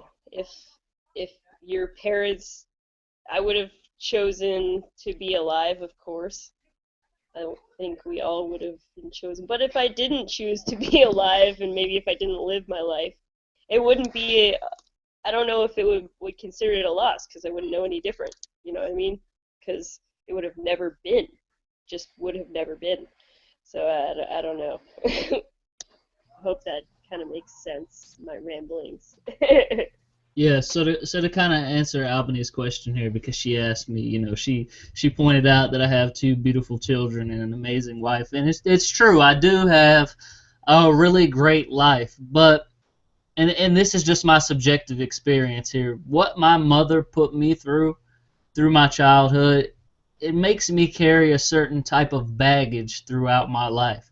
And no matter what I do, I know GE can relate to this, but I'm so psychologically damaged by what my mother did. And some things I can recognize, like what my mother did to me. And, you know, the first step is to get the diagnosis so that you can address the issue. But there's just some things, like there's just so much baggage attached to me that I can't fully enjoy what I have. Like, you know, I mean, I can't necessarily go on the air here and note the specifics because I want to have a career, you know, in aviation, and they will dispel you for numerous things, many of the things that I could say here that could ruin my chances. But here's the thing, you know, I can never fully, and that's all I wanted to say, I can never fully enjoy the things that I have because of the baggage that I have accumulated throughout my life, primarily due to my mother. So just to answer that. Now, I'd like to throw this back to Dieter, GE, and Brendan if they have any last things to say, because we're wrapping up here.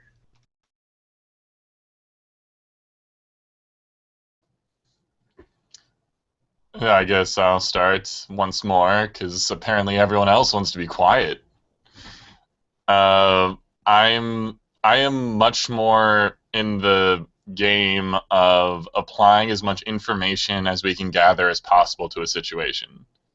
I completely understand the importance of emotion, and I completely understand the importance of people being able to deal with whatever situation and be happy with their choices. That is incredibly important, and I do not discount that whatsoever.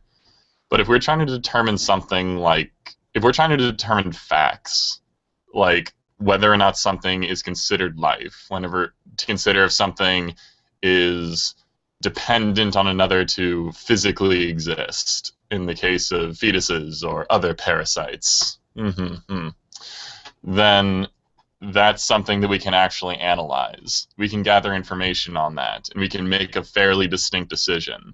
There's a reason that we keep moving around the time that we think that the fetus is actually alive, and a lot of that has to do with its viability.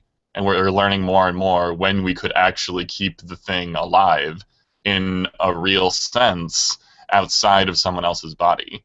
And I think that's the important part, is determining what these states actually mean, and I would say more importantly, what it actually means for something to depend on another's life to stay alive. And we can't really get away from that. No matter how we look at the situation, a fetus depends on another living human to be alive or be unalive or to be alive eventually. And that's just reality. And I'm not comfortable, and I can't see any justification to tell somebody they have to give up their body for the benefit of somebody else.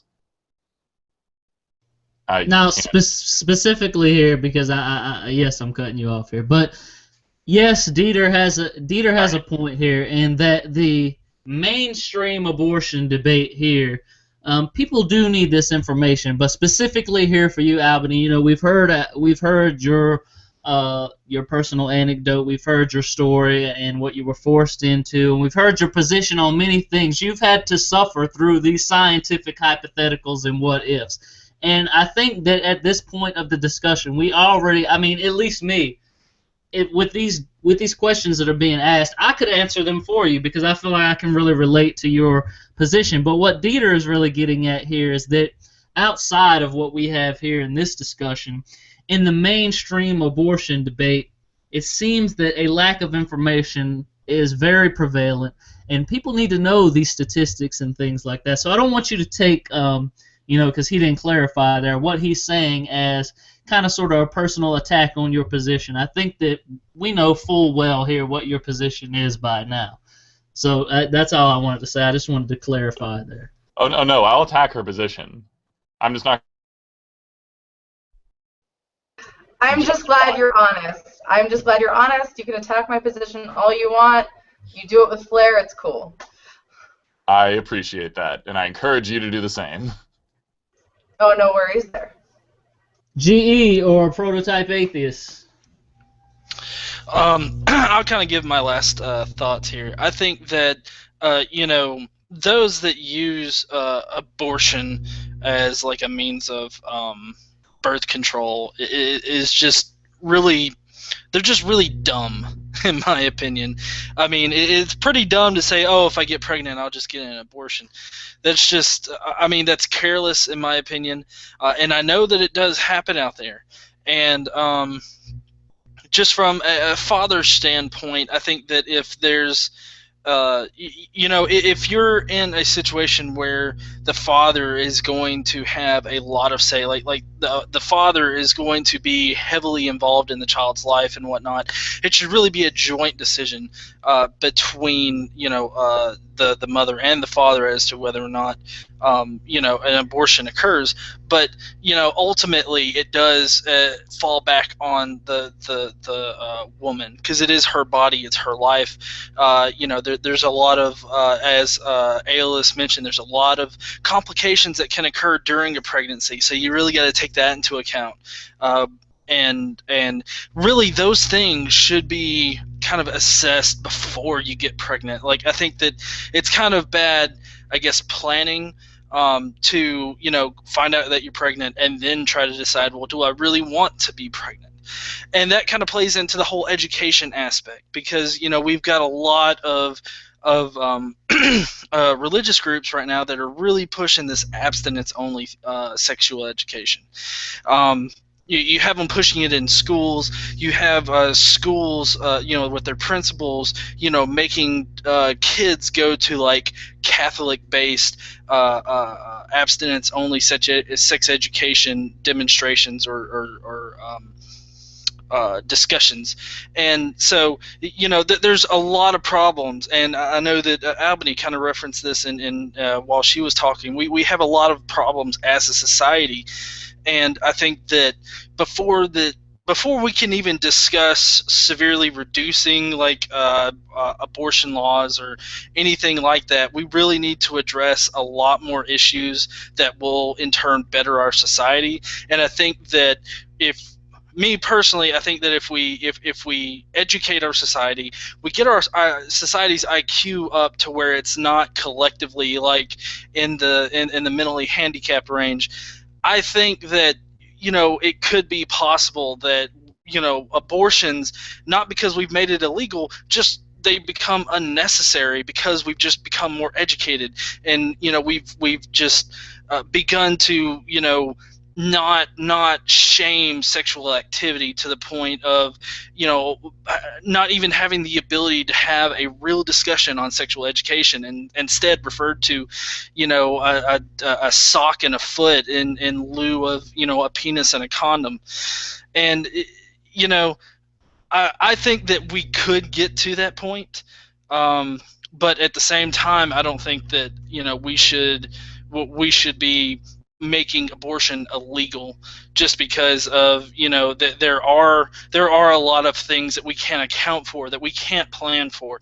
Me personally, I'm a really big planner, and when I started having sex, I made sure that I was ready to be a dad, or at least I thought that I was ready to be a dad at the time.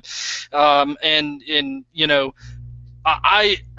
at the time, I was like, well, if I do get a girl pregnant, I am very much willing and able to, take care of this child. I will do anything that I can, to make their life better than mine. And honestly, I can say now with hindsight that I wasn't ready to have kids when I started having sex, so obviously. But when we actually did start trying and we actually did get pregnant, it was I was more than ready to have a kid, and I was able to step up and take care of my child. And I think it's really sad that a lot of mothers out there aren't to that point. before they decide to have children. And I really think that, if we were to increase our general intelligence level, that we would see an effect like people waiting to have kids or waiting for an opportune time to have kids, not just financially, but more emotionally ready. So that's my 2 cents. Can we go to Brendan real quick? Yeah, absolutely. In closing, I just want to really thank Brandy and Albany both for coming on, joining us tonight, giving their perspectives, and especially Albany, giving her pro-life position, because that's obviously something that we don't see a lot of in the atheist community. And it definitely is something that challenges you more to kind of defend your position more than just kind of dismissing the religious justifications for opposing it. So, I mean, in the end, I guess basically what it comes down to is we know that labels can kind of be a little bit useless or misleading in some instances, so maybe it's not as simple as pro-life or pro-choice. We seem to agree on a lot of things, definitely on education, prevention, things of that nature. Let's not do, abstinence-only education. Let's make sure that birth control is readily available. And let's educate women on all their options if they actually do become pregnant. I obviously do still disagree with a lot of Albany's positions, and I can go on for this for a really long time and have a really engaging debate on this. Obviously, this has been our longest episode so far, and there's good reason for that, because it's a very contentious issue, and there's a lot of nuance, and it's just a really complex issue to discuss and go into all these things. So basically, I'm really confident in my position. I feel that I could, convince anybody that, the way that I have come to my position is valid and justified. Basically, what it comes down to, I think, for me, is that we shouldn't be forcing our positions on anybody. I feel that, forcing the idea that you can't have an abortion on people is kind of forcing your own personal morality onto them, whereas us giving the option up to some point where it seems reasonable or a good compromise isn't really forcing anything on anyone. Like I said, this could go on for a long time, so I just want to keep it brief and thank them graciously for joining us. And if nobody else has really anything to add, I will go ahead and shoot it back to you, Aeolus, and we can kind of wrap this up. So I think that what you said there about the personal choice matter and the personal morality, I really feel like throughout this discussion we can kind of sort of have Albany agree on the fact that, if we did live in this perfect world, I discussed previously my radical ideas for this world that I want to live in. At that point, if we had all of those things, those aforementioned things, we wouldn't need to have abortions. We would have perfectly educated people. We would have a system that provided people with the information that Dieter has presented. We would have so many backups. We would have the birth control and everything like that. And I really feel like that maybe making abortion illegal is kind of sort of an absolute.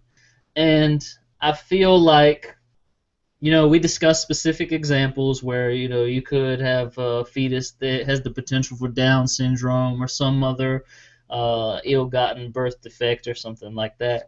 But I really feel like as much as our labels tend to oppose one another, we actually have the same footing on many grounds. And I feel like that this discussion has kind of sort of, I wouldn't say help my position, but kind of sort of bring it to light, because I feel like a lot of people come into not just this, but any argument with a preconceived notion of what they think is correct, and until they actually, discuss the position and understand the position, they may just hold that preconceived notion forever. So, as Brennan said, I'd like to thank Albany and Brandy for coming on. And the final question here, because we're definitely wrapping up, as he said, this is our longest show. Here's the final question. Everybody, I want everybody to answer this question and try to keep it brief. If you were to find out right now that you or your significant other was pregnant, would you consider an abortion at this time? Albany?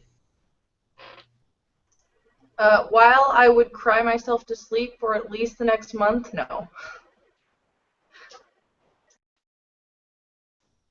Brandy. I don't know if I would, what my decision would be, but I would definitely consider it as a choice due to like financials and all that stuff, you know. Dieter. Being the most unromantic person on the face of the earth, every time before I engage in such activities, I actually have this conversation beforehand. So, yes, I would definitely consider it because we would have already agreed to it. Otherwise, we wouldn't be doing anything.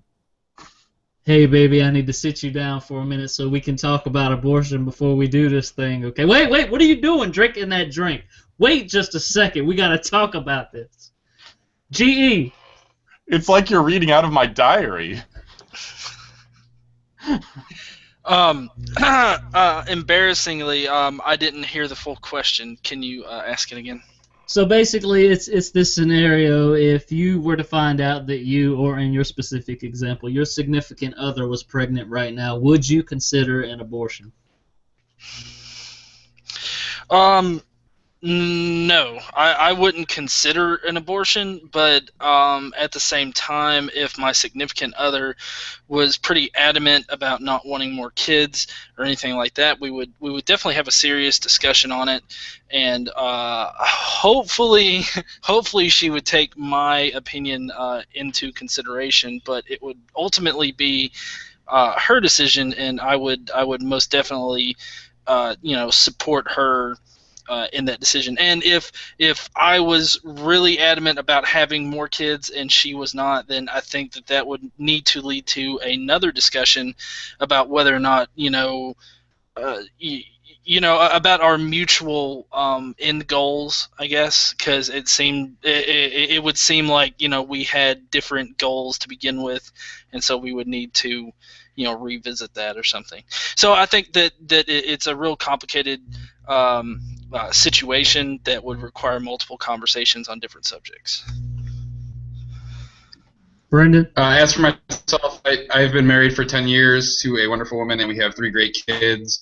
And so if we were to get pregnant again, the only circumstances that I would consider abortion would be if it was threatening the life of my wife, or if there was some absolutely catastrophic genetic defect or something that was going to lead to an absolute just terrible situation, just no quality of life, and just pain and suffering for the eventual person being born.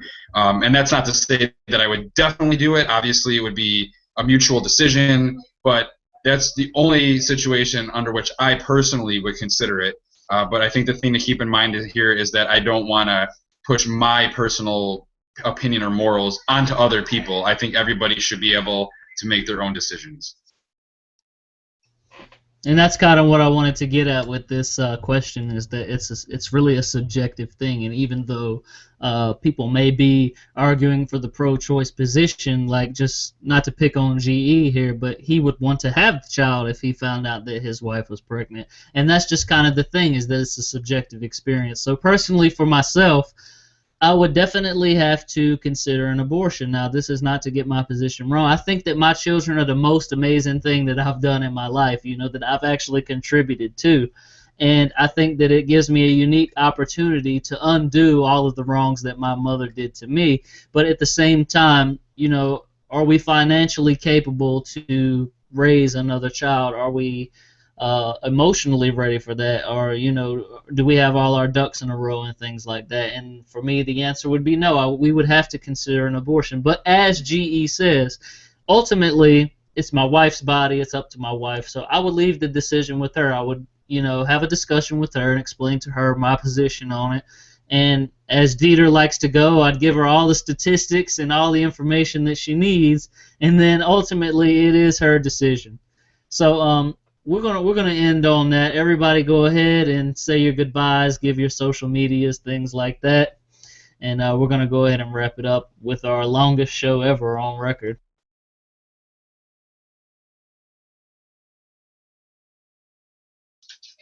Well, I'll go ahead and go. I am Brendan, the Prototype Atheist. You can find me on YouTube, Facebook, Twitter, all those good places. Come over and subscribe. Check me out on YouTube if you haven't done so already. And that's pretty much it. So anyone else want to go ahead and go next? I love how the moment I say that you take too long, you start talking. I'm Data Lucum. Find me on Facebook, Twitter, and YouTube, and also my new channels, which will exist eventually. You'll find other ones. I also run a shameless plug and join all those things because it's awesome.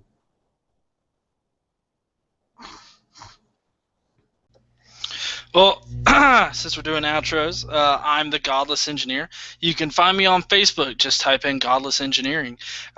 We have multiple groups that are set up, and we even actually have a parenting group. So if you would like to get in on that, just become a member of the main group, and then you'll most definitely get into the parenting group.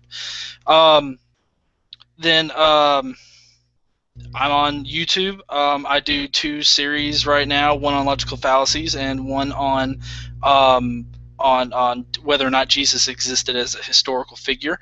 I should be posting Did Jesus Exist tomorrow, so please go to my channel and subscribe so that you can be more informed on whether or not he existed. And just to give you a hint, he didn't. And then, of course, I'm on Twitter, I'm on Instagram, and all those lovely social media places. I guess I'll go next. I am Albany Rose, and you can find me at Albany Rose on Twitter, Instagram, YouTube, and Facebook. And for anyone that would be interested, obviously everything I do is pro-life work or abortion-related work. So if you have any questions, want to have a dialogue, want to have a discussion, as long as you can remain respectful, I am open to any questions whatsoever. So come and find me, and we can go from there. Real quick, does that rule out Dieter? I am looking forward to hearing from him. Brandy, go ahead. Thanks, Dave. I'm Brandy Warman. I don't have a lot of atheist things on my profiles, but I have Facebook, Twitter.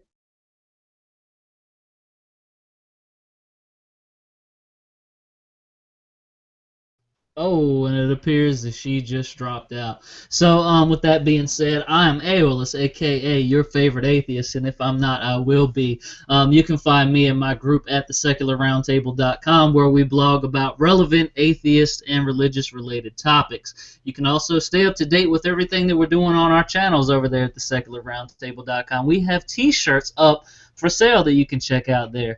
You can also follow me on the newly created Instagram at GodWorksOut. I'm kind of sticking with my brand there. You can follow me on Twitter at GodWorksOut. As far as everything else, you can find me on Facebook at Aeolus Mirmadones. If you really want to get involved over there, you can do that. We do this live show every Sunday night at 9 p.m. Eastern, so if you guys are tuning in and you really like what we're doing here, I suggest you tune in next week because we're getting better every time we do this thing, and we have many great guests such as Albany Rose and Brandy Warman who really like to come on and voice their opinions, and we really appreciate and welcome you guys, and thank you so much for attending our show. And with that being said, since Brandy's back, I'll go ahead and turn it over to her real quick. Sorry, I got my camera, I don't know, it just kicked me out.